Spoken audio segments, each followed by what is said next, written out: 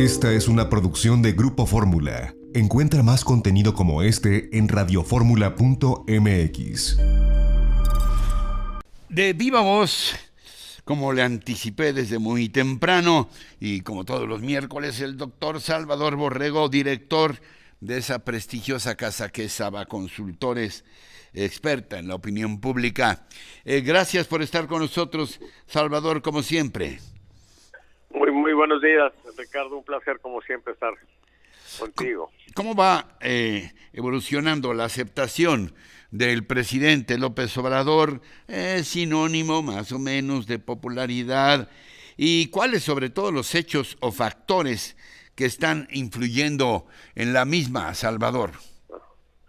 Yo creo que un tema muy fuerte, Ricardo, es lo que acabas de comentar. Me parece, y yo creo que comparte mucha gente esa opinión, que ha sido un exceso,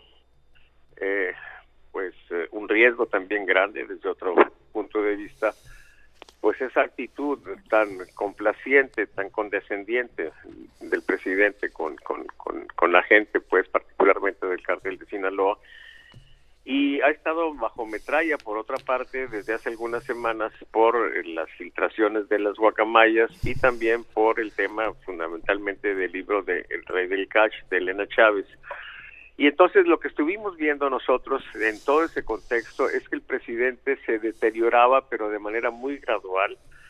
Así fue durante 6 semanas, y era claro también que estaba presente un esquema de control de daños que de algún modo evitaba que el presidente tuviera un desgaste más severo, y la semana pasada pareció rendir todavía mejores frutos cuando parecía que se recuperaba, aún sin rebasar su línea central. Pero esta semana, si vemos la primera gráfica, lo que estamos observando es que hay una caída ya significativa, estadísticamente significativa, que en el contexto nuestro llamamos una alerta negativa, ¿sí?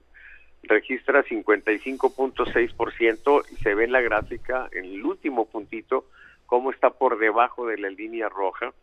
Y al ser una alerta, eso nos permite asomarnos a lo que llamamos los hipocentros para ver qué tipo de personas están castigando al presidente, y se alcanza a apreciar ahí, yo lo leo, que donde está teniendo más rechazo el presidente es en el estado de Jalisco, en quienes no reciben apoyo de los programas del presidente, y en las personas con ingresos entre 20 y 50 mil pesos.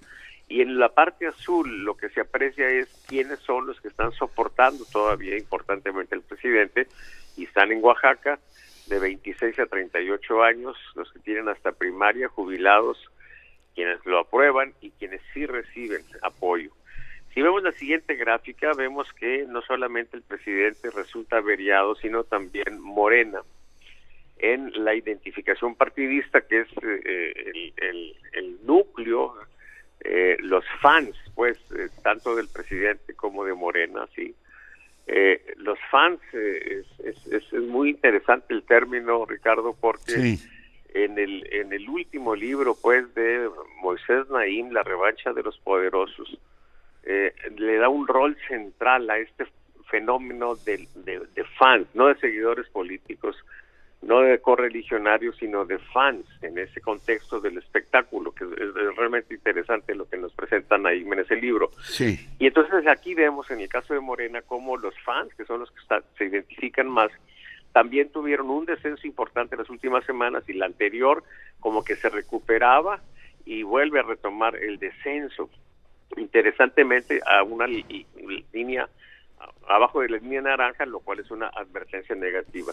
Y vemos en el punto rojo, en el recuadro rojo de abajo, que vuelven a aparecer los que no reciben apoyo de programas del presidente. Quizá se está revirtiendo el fenómeno de la envidia, porque es la envidia lo que de algún modo favorece mucho la polarización, y ahora parece ser, claro, en beneficio del líder populista, y ahora parece ser que es la envidia la que está jugándole contras. Si vemos la siguiente gráfica, observamos cómo, aunque no de manera muy dramática, y así rápidamente nos podemos ir en las gráficas siguientes, Claudio Sheinbaum refrena en la siguiente gráfica, pues revierte el avance que tenía en la interna, en la lucha de corcholatas, ¿sí? Ahí se ve cómo cae, ¿sí? Si vemos la siguiente, vemos cómo también Marcelo Ebrard tiene ese fenómeno.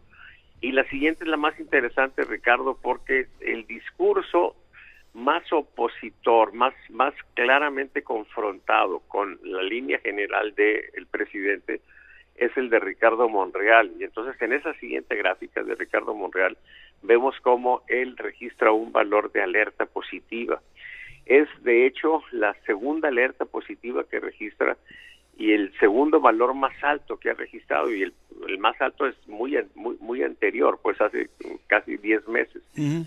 Vemos la siguiente, sí, la de Ricardo Monreal, donde se presenta eso que estoy comentando, después un avance de el personaje, ahí está, el personaje que tiene... Y ahora, perdóname la interrupción, sí, mi querido Salvador, vamos a ver qué pasa, porque ya ayer Monreal, yo creo que comenzó un proceso de deslinde de Morena, porque dijo algo así, palabras más, palabras menos, que su límite era la dignidad, y que si seguía siendo perseguido y maltratado, pues ya no tendría nada más que hacer en Morena. Así que en una de esas, pues quién sabe qué efectos pueda tener ya un rompimiento abierto y definitivo, ¿no? Así es.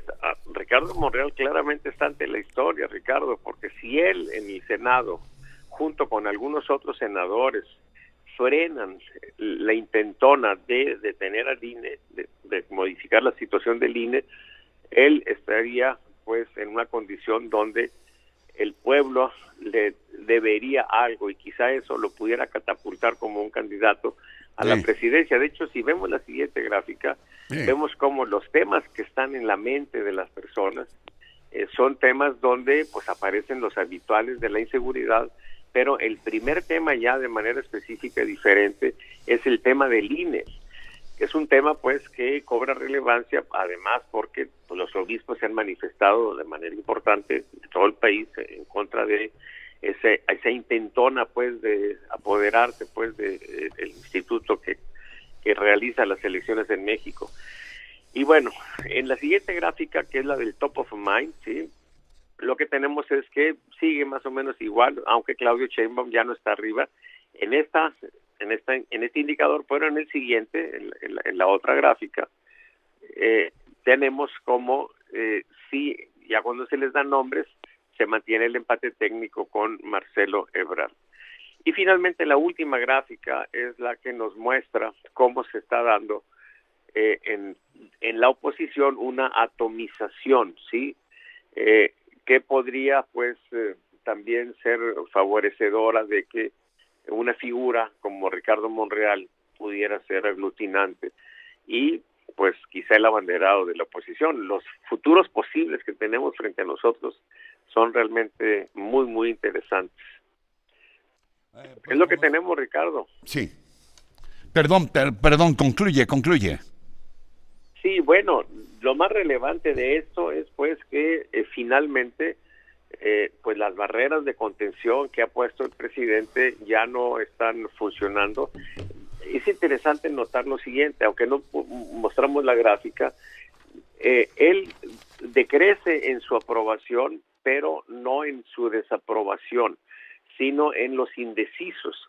Eso es una esperanza quizá para López Obrador y su gente, porque normalmente cuando eso ocurre, los indecisos regresan a su antigua querencia, salvo que es algo que también podría suceder, las razones que lo hicieron decepcionarse un poco permanezcan o se hagan todavía más graves.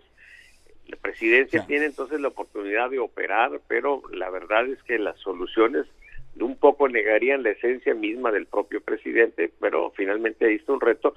Y también es una oportunidad para la oposición, porque claramente esto está dando señales de que por ahí el presidente se puede desgastar. Si es inteligente la oposición, podrían aprovechar la oportunidad para empezar una situación de desgaste severo, y eso pues lo vamos a ver la próxima semana.